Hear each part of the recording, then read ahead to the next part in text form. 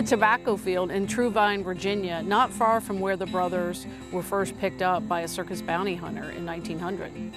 George and Willie Muse worked the shift known as can see to can't see, or daylight to dark, also known as can to can't.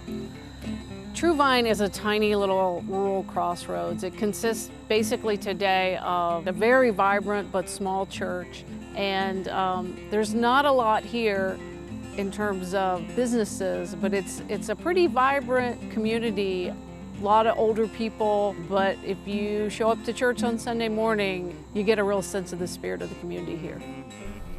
So in 1893, one of the most notorious events took place, and it really cemented Roanoke as a really violent and difficult place to be an African American during segregation. And that was the lynching of a furnace worker named Thomas Smith, who was accused, based on very scant evidence, of having assaulted a white woman on the Roanoke City Market. Police arrested Thomas Smith. A lynch mob grew, took him downtown and hung him on a hickory tree. Then they shot him. Then, as if that wasn't enough finality to his life, they brought him on the banks of the Roanoke River here and they burned him.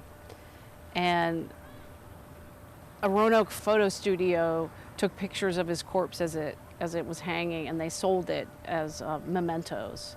So that's the climate that was facing African Americans, and that's the world I'm trying to bring to life in this book.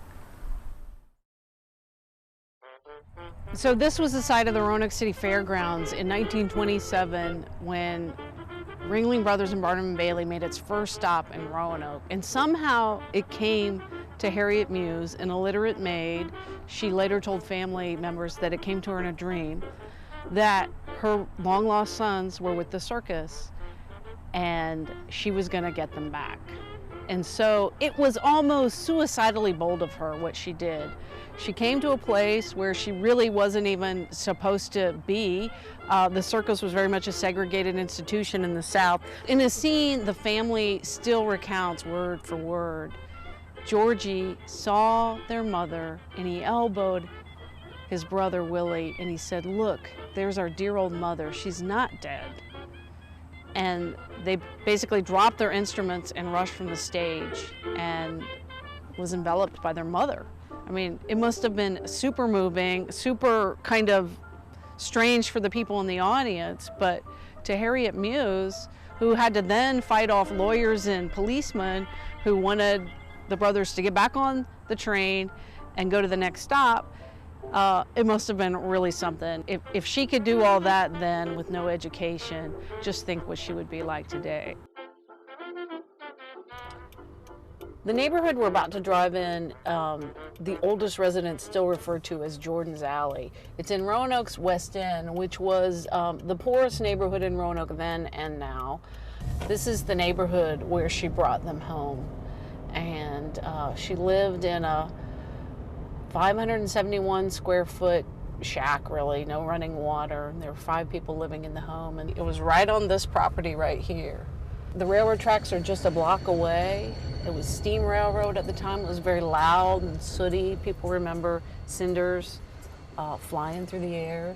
I met very elderly residents who recalled life in the 20s, and also many of them had known the family, and some of them remembered when the brothers came home. And so we would drive around and they would point out things that no longer existed. So the more traditional black community was called Gainsboro, and it was more prosperous, and it was where there was a thriving music and cultural center during segregation. It's where all the black lawyers and doctors lived and where people went to shop. That was quite a hike from Jordan's Alley to get to Gainsboro. It was a hard time, and it was a complicated time. This book could not have been done without the cooperation and semi-participation of Nancy Saunders, who is Willie and George Muse's great niece. She took care of them late in life. She took wonderful care of them.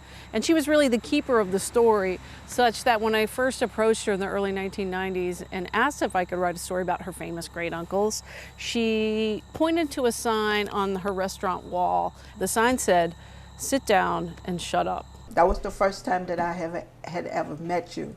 And what was so funny about it, that you was just so sure of yourself that you was just going to walk in there and this was going to happen. And I said, just look at that little thing. She just don't realize Scratch has met his match. And I had already said it wasn't happening, so, but you just didn't understand that. Why? Why? Luckily, a few years ago, she relented and gave me her blessing to write the story as a book, as long as I remembered that in the end, Uncle Willie came out on top.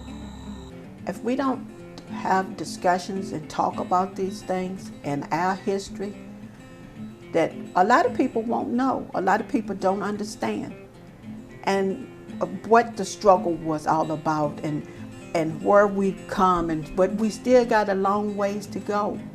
And right today, people are still trafficking people for greed, to make money and to get what they want off of other people. That's not the way it's supposed to be. And when you stop and think about it, just because somebody's a little different or they don't seem to look like what you feel like they should look like, that's still somebody's family. That's still someone's loved one. And stop and think about it before you go to talk about them and thinking that they're a joke. That's not the way it is. That's somebody's family.